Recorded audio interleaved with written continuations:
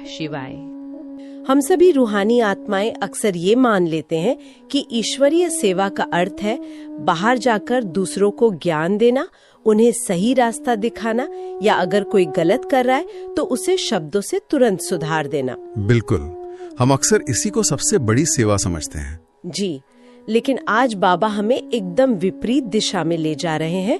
आज की महावाक्यों में बाबा कह रहे हैं कि किसी की भूल को केवल बाहर से या केवल शब्दों द्वारा सुधारने की कोशिश करना शायद अकल्याणकारी हो सकता है। सच्ची सेवा तो अगर हम गहराई से देखें, बाहर से कुछ न करने और भीतर से सब कुछ करने का नाम है। ये विचार सचमुच हमारे सोचने के तरीके को पूरी तरह से उलट देता है। कितना गहरा रहस्य है इसमें। हम हमेशा कर्म में, एक्शन में विश्वास करते हैं, बाहर कुछ करने में हमारा ध्यान ज्यादा रहता है। लेकिन बाबा आज हमें उस बाहरी कोलाहल से हटाकर पूर्ण अंतर्मुक्ता की ओर ले जा रहे हैं। अंतर्मुक्ता, ये शब्द ही कितनी शांति देता है। सही कहा। जब तक हम भीतर से अपने मन मंदिर से काम नहीं करते, तब तक बाहर की गई कोई भी सेवा यथार्थ फल नहीं देती। इसी अंतर्मुक्ता को बाबा ने आज की मुरली का मुख्य आधार बनाया है। लेकिन यहाँ हम सभी के मन में एक व्यावहारिक उलझन आ सकती है। हम सभी रूहानी आत्माएं ज्ञान तो बहुत सुनती हैं, हम उसे अपनी बुद्धि में रखते हैं और दूसरों को बड़े अच्छे से सुनाते भी हैं।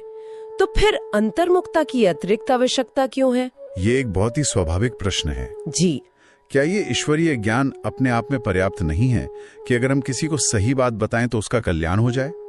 ज्ञान को सिर्फ बुद्धि तक सीमित रखना बिना अंतर्मुक्ता के नुकसानदायक कैसे हो सकता है? ये बहुत ही सूक्ष्म बात है और इसका उत्तर हमारे संकल्पों के विज्ञान में छिपा है।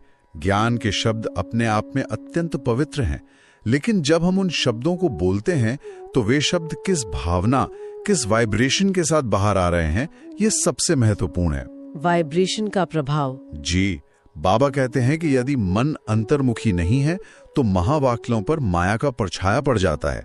इसे बाबा ने कितनी सहज भाषा में समझाया है। इसे मैं ऐसे समझे, मान लीजिए एक बहुत ही सुंदर और भव्य भौतिक मंदिर है, एकदम शांत और पवित्र स्थान। बिल्कुल, उसमें ईश्वरीय मूर्ति है, अगरबत्ती जल रही है, लेकिन किसी ने एक कोने में कचरा छोड़ दिया है। अब आप कितनी भी अगरबत्ती जला लें, उस कचरे की दुर्गंध वहां आने वाले हर व्यक्ति को महसूस होगी ही। कितनी स्पष्ट उपमा है ये बात मन को बहुत छूती है। यानी ज्ञान के शब्द उस अगरबत्ती की सुगंध की तरह है। बिल्कुल सही। या अहंकार का कचरा पड़ा है तो सामने वाले तक वो दुर्गंध ही पहुंचेगी, हमारे ज्ञान के शब्द असर नहीं करेंगे। एकदम सत्य कहा। हमारा मन उस मंदिर के सदृश्य है। बाबा कहते हैं कि इस मन मंदिर में केवल पवित्र देवी देवताओं की मूर्तियां होनी चाहिए। निर्मोह, निर्लोभ, निर्भय और धैर्यवत अवस्था की मूर्तियां। धैर्यवत अवस्था, ये शब्द बहुत शक्ति देता है। जी, अगर मन में किसी विकार या अशुद्ध संकल्प रूपी दैत्य का वास है तो हमारे द्वारा बोले गए ज्ञान के मीठे शब्द भी अपना प्रभाव खो देते हैं। वे शब्द सुनने वाले के दिल तक नहीं पहुंचते, क्योंकि शब्दों के पीछे छिपी हुई जो हमारी अशुद्ध तरंगे हैं, वे सामने वाले तक जाकर उसे असहज कर देती हैं। बिल्कुल, इसीलिए बिना अंतर्मुखता के केवल ज्ञान दोहराना कल्याणकारी नहीं होता। जब मन मंदिर पूरी तरह से उजियारा और पवित्र होगा, तभी ज्ञान का वास्तविक प्रकाश फैलेगा और सच्ची सेवा होगी। ये बात हमें सेवा की एक बिल्कुल नई और बेहद सूक्ष्म परिभाषा की ओर ले जाती है। बाबा ने आज सच्ची सर्विस की बहुत ही अद्भुत परिभाषा दी है।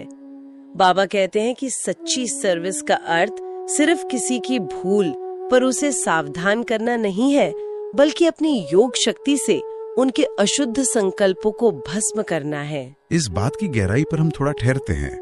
अपनी योग शक्ति से अशुद्ध संकल्पों को भस्म करना, ये कितनी अलौकिक दृष्टि है। साधारणतः जब हम किसी को गलती करते हुए देखते हैं तो हमारे मन में तुरंत एक प्रतिक्रिया होती है, एक रिएक्शन आता है कि इन्होंने ऐसा क्यों किया या इन्हें समझ क्यों नहीं आता। और बाबा कह रहे हैं कि ये जो प्रतिक्रिया है, ये विचार ही एक अशुद्ध वाइब्रेशन है।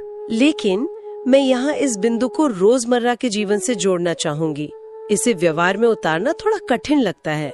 मान लीजिए घर में या ऑफिस में किसी ने कोई बहुत बड़ी भूल कर दी जिससे कोई बड़ा नुकसान हो सकता है।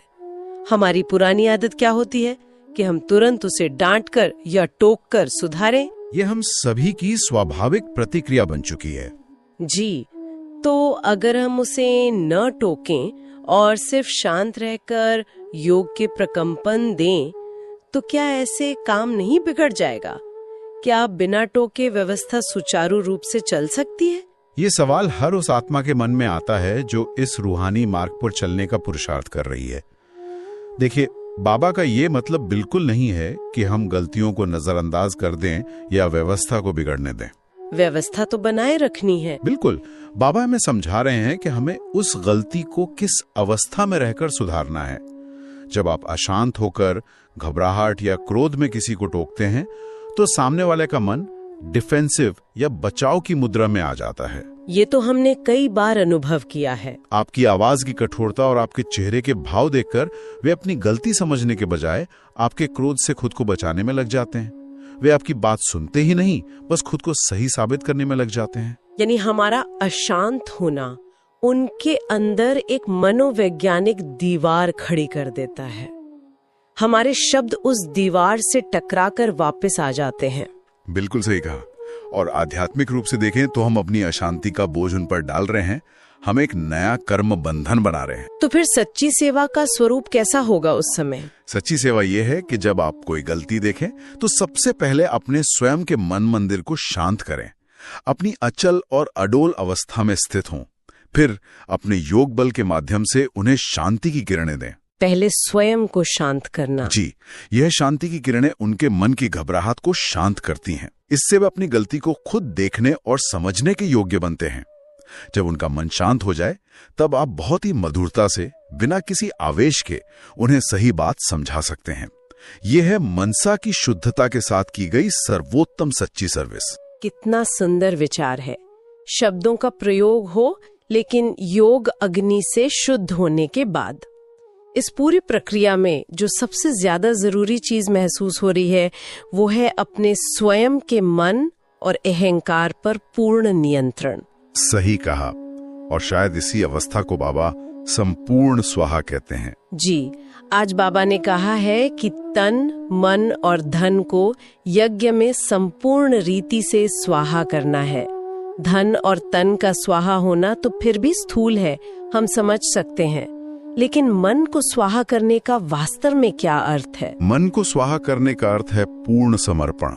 जब मैं और मेरा कुछ भी न रहे, जब सब कुछ, हर एक संकल्प परमात्मा के प्रति अर्पण हो जाए। अगर हम ऐसा नहीं करते तो क्या होता है? यदि हम मन को पूरी तरह से ईश्वरीय श्रीमत के हवाले नहीं करते, तो बाबा ने एक बहुत ही सटीक चित्र खींचा है। बाबा कहते हैं कि माया अनेक विकल्पों का रूप धारण करके इस मन रूपी घोड़े पर सवारी करने लगती है। मन रूपी घोड़ा? कितनी गहरी बात है। मन सचमुच एक बहुत ही शक्तिशाली घोड़े की तरह, यदि इसकी लगाम परमात्मा के हाथ में नहीं है, यानी यदि मन स्वाहा नहीं है, तो माया इस पर बैठकर हमें व्यर्थ संकल्पों की दिशा में दौड़ाने लगती है। हम बेकाबू हो जाते हैं। और जब हमारा मन माया के वश होता है और अहंकार हावी होता है, तो सबसे ज्यादा परेशानी हमें तब आती है जब कोई हमें हमारी कमी बताता है। ये सबसे बड़ी परीक्षा होती है हमारी। जी, लेकिन बाबा ने आज इस परिस्थिति को देखने के लिए माली और फूल की कितनी सुंदर उपमा दी है। बाबा कहते हैं कि यदि कोई हमें भूल पर सावधान करे, तो उसे आलोचना न समझकर परवरिश समझना चाहिए। परवरिश यानी हमें पालना मिल रही है। बिल्कुल, जैसे एक माली फूल को मूल्यवान बनाने के लिए उसके कांटे निकालता है। वो फूल को नुकसान नहीं पहुंचा रहा, वो तो उसे और सुंदर बना रहा है। इसे अपने दैनिक जीवन में लागू करना सच में एक बहुत बड़ा पुरुषार्थ है। सामान्यतः जब कोई हमें हमारी कमी बताता है, तो हमारा देह अहंकार तुरंत एक ढाल खड़ी कर लेता है। हमें लगता है कि हम पर हमला हो रहा है। हम अपना बचाव करने लगते हैं। हम अपनी कमियों को सही ठहराने लगते हैं। जी, लेकिन बाबा आज हमारा दृष्टिकोण पूरी तरह बदल रहे हैं। बाबा कह रहे हैं कि विचार करें, वो व्यक्ति आप पर हमला नहीं कर रहा है। वो तो आपके उन कांटों को निकाल रहा है, उन कमियों को निकाल रहा है जो आपको संपूर्ण बनने से रोक रही हैं। वो व्यक्ति हमारा विरोधी नहीं, हमारा रूहानी माली है। कितना सुंदर विचार है ये। इस नजरिए से देखने पर तो सामने वाले के प्रति मन में कोई कड़वाहट आ ही नहीं सकती। आ ही नहीं सकती। बल्कि इसके बजाय हम उन्हें रिगार्ड देंगे। हम उनका धन्यवाद करेंगे कि उन्होंने हमें संपूर्ण बनने में मदद की। और जब इस शुद्ध प्रेम और रिगार्ड से हम सभी रूहानी परिवार में एक दूसरे के साथ रहेंगे, तो वर्तमान संगम युग पर ही हमें सतयुग का अनुभव होने लगेगा। वह स्वर्ग की अनुभूति यहीं से शुरू हो जाएगी। बिल्कुल, स्वर्ग कोई ऊपर की दुनिया नहीं, हमारी इसी अवस्था का नाम है। लेकिन इसी प्रेम के संदर्भ में बाबा ने आज एक और गहरा रहस्य खोला है। जी, कौन सा रहस्य? बाबा कहते हैं कि ईश्वर ज्ञान रूप भी है और प्रेम रूप भी, लेकिन क्रम क्या है? पहले ज्ञान, फिर प्रेम। बाबा ने कहा कि ज्ञान एक सूत की जंजीर है और बिना ज्ञान के प्रेम अशुद्ध खाते में चला जाता है। इसका क्या कारण हो सकता है? इसका सीधा कारण हमारी चेतना के स्तर से जुड़ा है। यदि हम ज्ञान स्वरूप नहीं हैं, यानी यदि हम ये भूल जाते हैं कि हम एक चैतन्य ज्योति बिंदु आत्मा हैं और हमारा असली संबंध केवल उस एक निराकार परमात्मा से है, तो क्या होगा? तो हम वापस इस देहभान में आ जाएंगे। बिल्कुल। और तब हमारा जो प्रेम है वो देह और देह के संबंधों से जुड़ जाएगा। दुनियावी या लौकिक प्रेम अक्सर मोह और आसक्ति पैदा करता है। वो हमें मुक्त नहीं करता, वो हमें बांधता है। वह प्रेम हमें कमजोर कर देता है। जी, लेकिन ज्ञान हमें साक्षी बनाता है। ज्ञान वो सूत की जंजीर है जो हमें भटकने से रोकती है। जब हम ज्ञान के आधार पर साक्षी होकर हर आत्मा को देखते हैं, तब हमारा प्रेम पूरी तरह से निस्वार्थ और शुद्ध होता है। यानी पहले ज्ञान द्वारा माया पर जीत पानी है, फिर वो सच्चा ईश्वरीय प्रेम हमारे अंदर से इमर्ज होगा। सही कहा। और इस ज्ञान युक्त प्रेम का सबसे बड़ा प्रमाण क्या है? वो है हमारी प्रतिक्रिया। बाबा कहते हैं कि जब कोई व्यक्ति क्रोध रूपी विकार के वश होकर आपके सामने आता है, तो एक निर्दोष बच्चे की तरह ईश्वरीय और मीठी रीति से मुस्कुराते रहो। ये अवस्था प्राप्त करना ही असल जीत है। पर यहाँ फिर से एक व्यवहारिक चुनौती आ खड़ी होती है। अगर कोई मुझ पे गुस्से से चिल्ला रहा है और मैं बस शांत खड़ी होकर मुस्कुराने लगूं, तो क्या उसे ये नहीं लगेगा कि मैं उसका मजाक उड़ा रही हूँ? क्या इससे उनका क्रोध और नहीं बढ़ जाएगा? ये बहुत ही बारीक और गहराई से समझने वाली बात है। हमें ये जांचना होगा कि हमारी मुस्कान के पीछे भाव क्या है। बाबा यहाँ उस मुस्कान की बात बिल्कुल नहीं कर रहे हैं जिसमें कोई अहंकार हो, व्यंग हो या सामने वाले को नीचा दिखाने का भाव हो। अगर अहंकार वाली मुस्कान है तो वो तो आग में घी का काम करेगी। बिल्कुल। जब हम अहंकार में मुस्कुराते हैं तो वो सामने वाले को सचमुच भड़का देता है। लेकिन बाबा ने यहाँ जो शब्द इस्तेमाल किया है उस पर ध्यान दें। निर्दोष बच्चे की तरह ईश्वरीय और मीठी रीति से। एक छोटे बच्चे की मुस्कान। जी, जब एक छोटा बच्चा आपको गुस्से में देखता है और मुस्कुराता है तो आपको चिढ़ नहीं होती, क्योंकि उसकी मुस्कान में कोई मैल नहीं है, कोई जजमेंट नहीं है कि आप बुरे हैं। कितनी गहरी बात है। यानी हमारी मुस्कान इस बात का प्रतीक है कि हम उनके क्रोध से प्रभावित नहीं हुए हैं, लेकिन साथ ही हम उनके प्रति पूरी तरह से शुभ भावना रखते हैं। हम उन्हें विकार के वश देखते हैं, उनकी आत्मा को नहीं। बिल्कुल सही पकड़ा आपने। सामने वाला व्यक्ति इसलिए चिल्ला रहा है क्योंकि वो किसी दर्द में है या किसी विकार के वश है। वो स्वयं पर परवश है।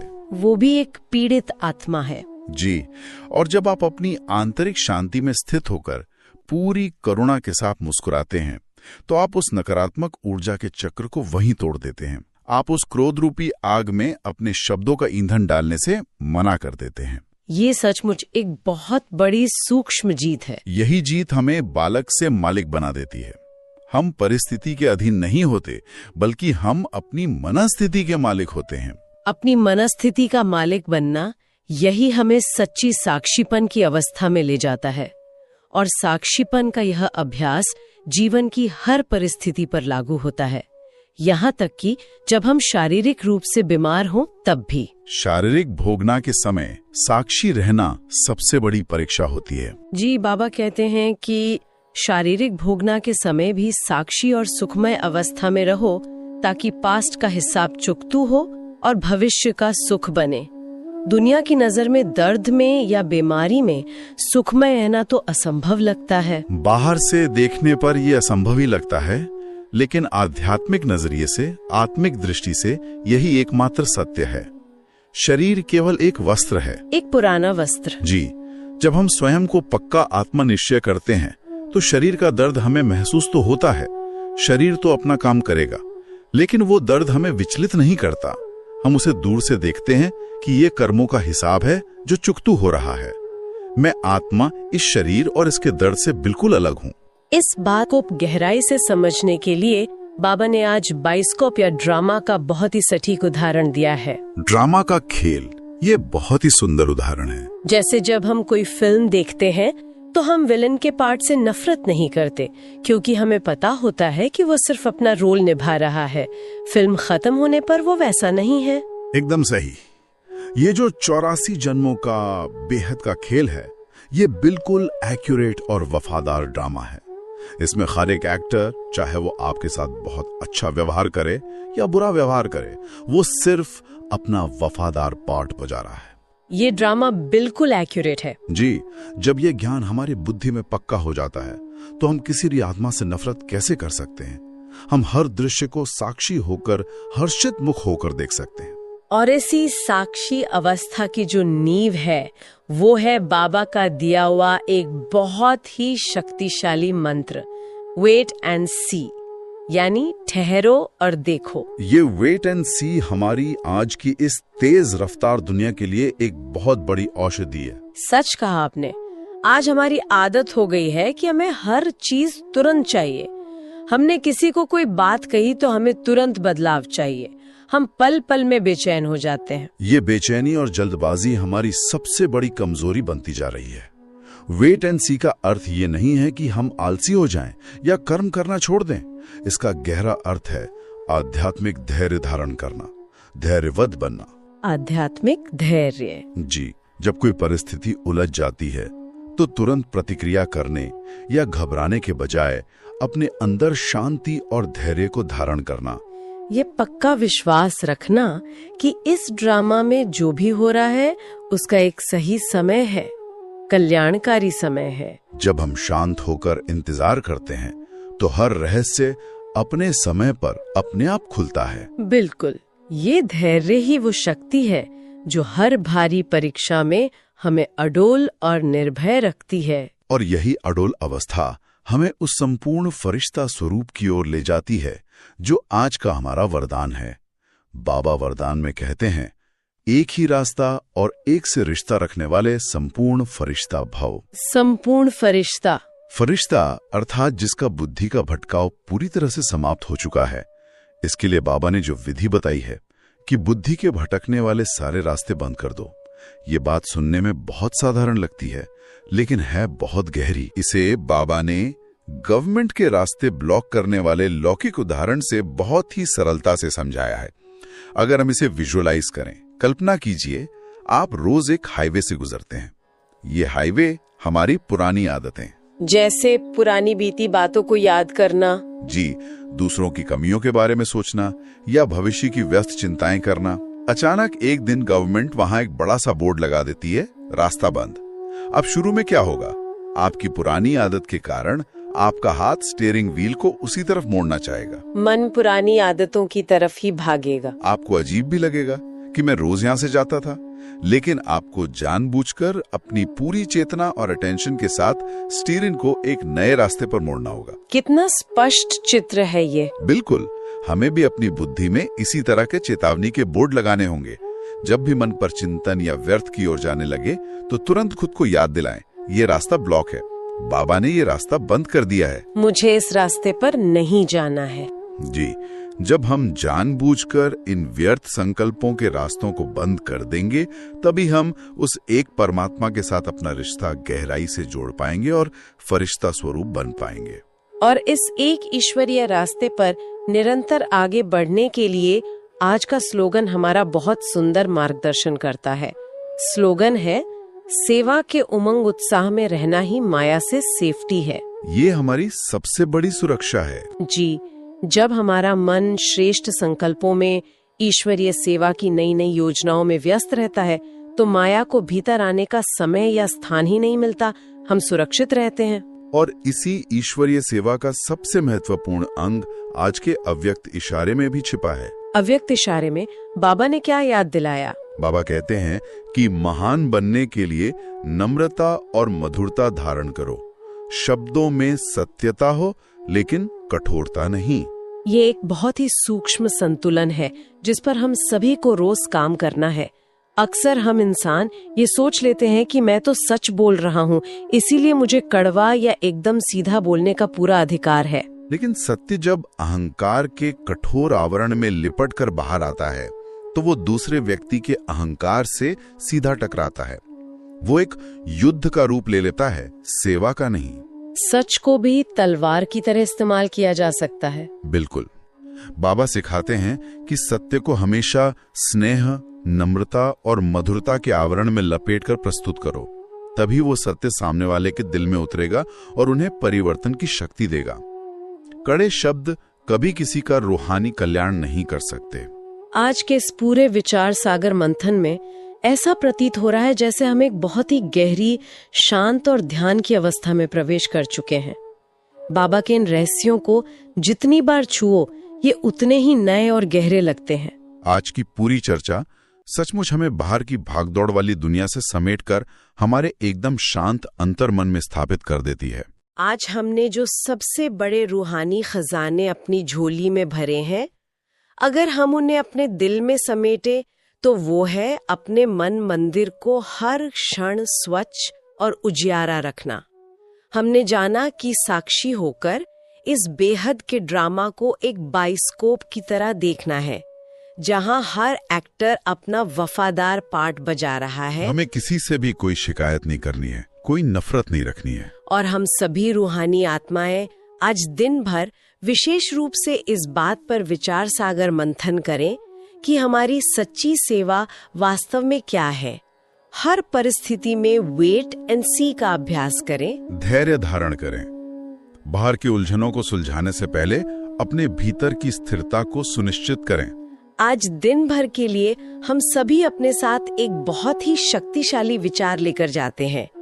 आज हम सभी आत्माएं ये अभ्यास करेंगी कि यदि हमारे आसपास कोई भूल करता भी है या कोई अज्ञानतावश क्रोध में हमारे सामने आता है, तो हमारे मुख से उन्हें सुधारने के लिए तुरंत कोई शब्द न निकले, हमारा कोई शारीरिक या मानसिक रिएक्शन ना हो जी, बल्कि हमारे पूर्ण शांत और पवित्र मन मंदिर से केवल शुद्ध योग की, करुणा की और असीम शांति की किरणें निकलें। बिना कुछ कहे सिर्फ अपने शुद्ध प्रकंपनों से उनकी आत्मा को शांत करना, यही आज हमारी सबसे बड़ी सेवा होगी। ओम नमः शिवाय।